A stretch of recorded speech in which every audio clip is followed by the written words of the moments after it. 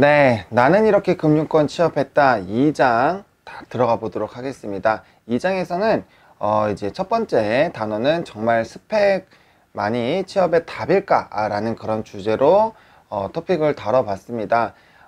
최근에 이제 뭐 블라인드 채용이 이제 진행이 되면서, 그리고 NCS 관련된 채용이 진행이 되면서 스펙만이 이제 정말 정답은 아니다 라는 그런 부분들은 이미 알고 계실 겁니다. 그럼에도 불구하고 우리가 만약에 스펙이 좀 좋지 않는다라고 했을 때는 많은 사람들이 좀 굉장히 불안해하는 그런 부분들이 있죠. 그래서 우리가 이번 시간에는 스펙 너무 이렇게 얽매이지 않아도 된다라는 그런 부분들, 그리고 학점이나 학벌, 그리고 자격증, 뭐 해외 연수, 이런 부분들을 어떻게 만회하면 좀 좋을지에 대해서 이야기를 나눠 보려고 합니다. 본격적으로 같이 좀 책을 보면서 얘기를 한번 나눠보도록 할게요. 일단 스펙만이 정말 답일까? 그리고 스펙 높은 사람만 합격한다? 라는 그런 토픽으로 한번 얘기를 나눠보도록 하겠습니다. 일단은 당연히 없는 것보다는 있는 게 유리하기는 하겠죠. 일단은 스펙이 높으면 당연히 유리하기는 하지만 실제로 합격률을 봤을 때 이제 스펙이 좋은 사람이 조금 더 합격을 당연히 합니다. 왜냐면 스펙이 좋다라는 것, 그렇다라는 것은 사전에 그 전에 이미 많은 더 노력을 했다라는 것이죠. 예를 들어서 자격증이 20개 있는 친구와 3가지 있는 친구와 비교를 한번 해보도록 합시다. 그러면 당연히 3개를 가지고 있는 사람보다는 20개를 갖고 있는 사람이 더 많은 시간을 할애를 했겠죠. 그렇게 됐을 때 20개 있는 친구가 당연히 더 취업하기가 유리해야 정상입니다. 그래서 그런 의미로 스펙이 높은 사람들이 조금 더 유리하다라는 거지, 자격증이 20개, 30개 혹은 50개를 갖고 있다라고 해서 무조건적으로 3개를 가지고 있는 사람보다 합격률이 높다라는 그런 부분들은 아니다라는 겁니다. 요즘 사람들은 사실 노력하라는 말을 굉장히 싫어합니다. 저 역시도 마찬가지고요. 우리 시대에서는 좀 노력하는 거에 대해서 노력을 해도 사회 구조상 좀 안 된다라고 생각하는 그런 부분들이 많습니다. 하지만 노력하면 됩니다. 노력하면 되긴 됩니다. 물론 우리가 노력한 거에 대해서 많은 배신을 하기는 하죠. 과거와는 좀 다르긴 합니다. 그래도 노력하면 된다라는 얘기를 할 수밖에 없는 게, 노력을 한다라는 것은 도전을 한다라는 것이고요. 도전을 지속적으로 한다라는 것은 중간에 이런 시행착오는 겪을 수 있지만 무조건적으로 합격을 한다라는 거죠. 결국에는 관련된 예를 좀 보겠습니다.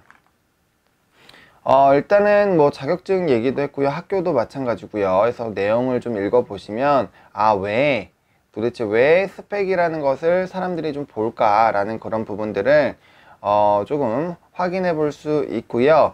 이제 직무상 혹은 그 이제 직무에서 필요한 역량들을 우리가 잘 갖고 있다라고 했을 때 이런 좀 스펙 부분을 만회할 수 있다라는 그런 부분들을 이제 56페이지 그리고 57페이지에서 충분히 확인을 해 보실 수 있습니다. 취업도 전쟁이다 라는 이런 부분들이 있는데 정말 좀 중요하다라고 봐요.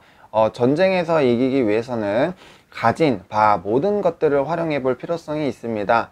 기다릴 줄도 알아야 되고요. 좀 전략적으로 하기도 해야 되고요. 때로는 약간은 치사하게 하기도 해야 됩니다. 그렇기 때문에 너무나도 취업에 대해서 좀 간단하게 생각하고 있는 것은 아닌지에 대해서 체크를 한번 해보시면 좋을 것 같고요. 취업을 하면서 필요할 수 있는 모든 것들을 좀 점검하고 이제 이런 병력을 좀 재정비할 필요성이 있겠다라고 얘기를 한번 해보도록 할게요. 그리고 이제 또 이런 부분들 한번 좀 체크를 해보도록 하겠습니다. 제가 이제 취업 강의를 많이 하다 보면은 저는 학점이 너무 안 좋은데요. 저는 학교가 안 좋은데요. 그래서 이제 뭐 우리는 취업을 하기 좀 어렵습니다 라는 그런 부분들을 얘기하는 사람들이 굉장히 많아요. 물론 학점이 1점대이면 굉장히 어려울 수 있어요. 2점대도 어려울 수 있습니다. 하지만 3점대가 넘어가면 크게 걱정 안 하셔도 돼요. 일단은 2점이나 이제 1학점대 이제 평균이 그렇게 나온다라고 했을 때 우리는 그 부분을 메울 수 있는 준비를 빠르게 해야 됩니다.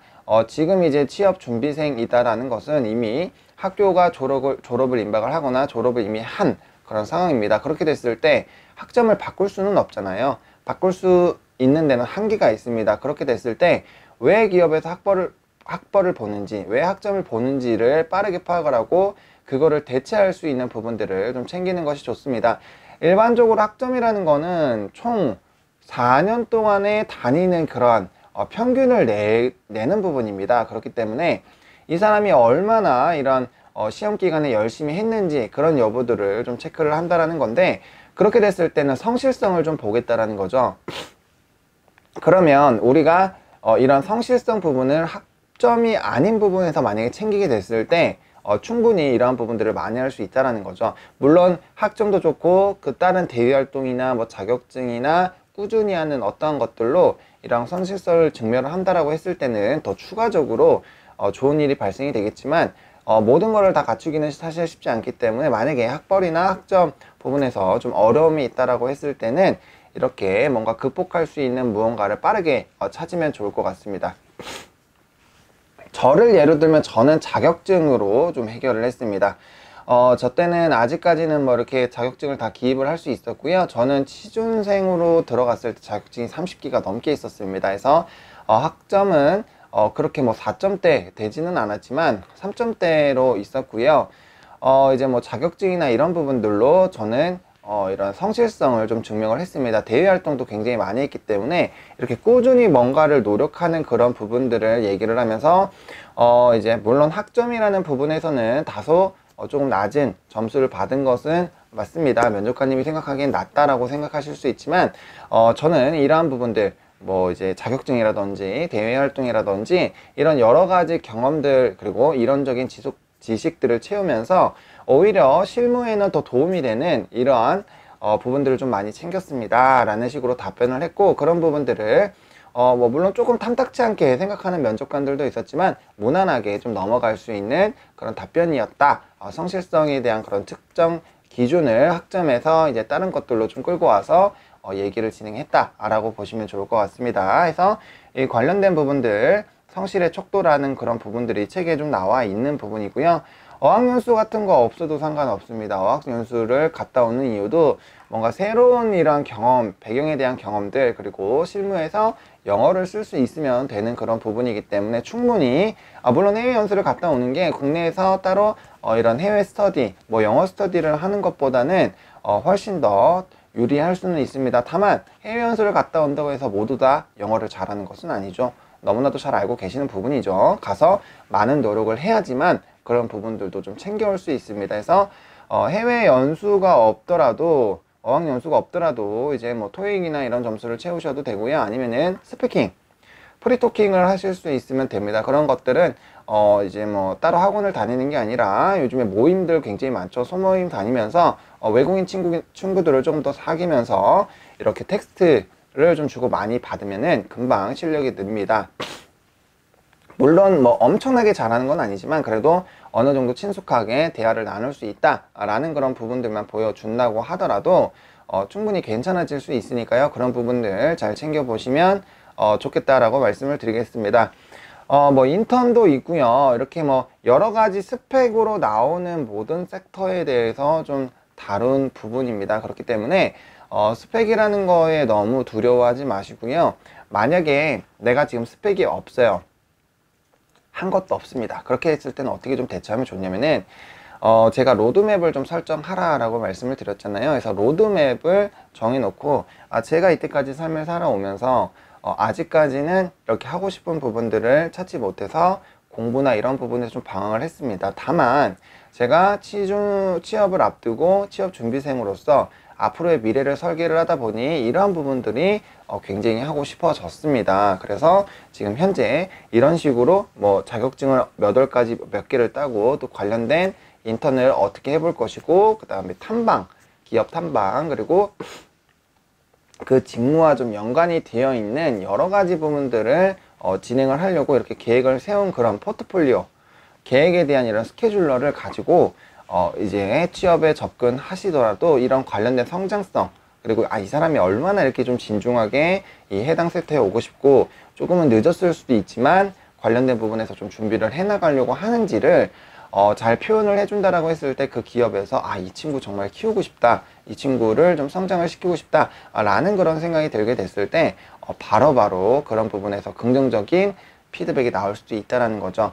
물론 스펙이 기본적으로 채워져 있으면 굉장히 유리합니다. 당연히 유리하죠. 왜냐면 더 많이 노력을 한 거니까 거듭 강조드립니다. 하지만 스펙이 지금 당장 없더라도 영원히 취업을 못하느냐, 그건 아니라는 겁니다. 스펙을 없애고 그 부분을 해결할 수 있는 다양한 그런 뭐 경험으로 노려도 되고, 그 다음에 자기 역량으로 녹여도 되고, 자기 평소 이런 느낌, 그런 부분으로 녹여도 되고, 앞으로의 나의 계획으로도 충분히 만회할 수 있다라는 점, 그 부분에 대해서 대신에 고민은 엄청나게 많이 해 주셔야 된다는 거죠. 남들 몇 년 동안 한 거를 단기간에 어떻게 바꾸려고 하면은 그만한 노력이 필요하다라는 거, 그만큼 시행착오가 필요하다라는 것만 조금 인지하시고요. 취업은 자신감입니다. 지금 내가 뭔가는 이런 학벌이나 스펙이나 이런 건 없지만 나라는 사람을 분석을 하시다 보면은 나라는 사람이 어떤 걸 잘하고 분명 남들보다 무언가는 잘할 거예요, 우리가.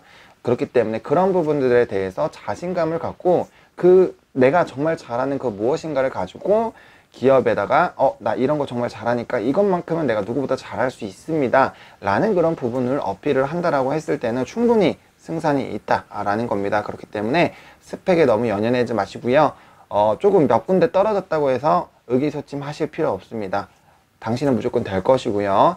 우리가 갈 수 있는 기업은 무궁무진하게 많습니다. 지나고 보면 사실 별거에 아닐 수도 있어요. 나중에 웃으면서 뭐 술안주거리로 또 얘기할 수 있는 그런 부분이니까요.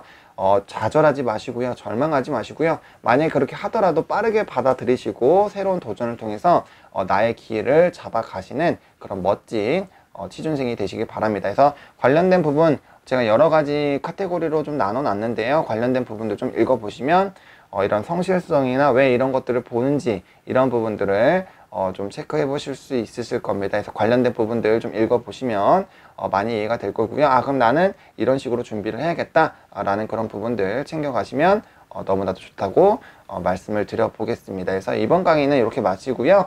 저는 또 다음 강의에 또 새로운 내용들 가지고 여러분들을 또 찾아오도록 하겠습니다.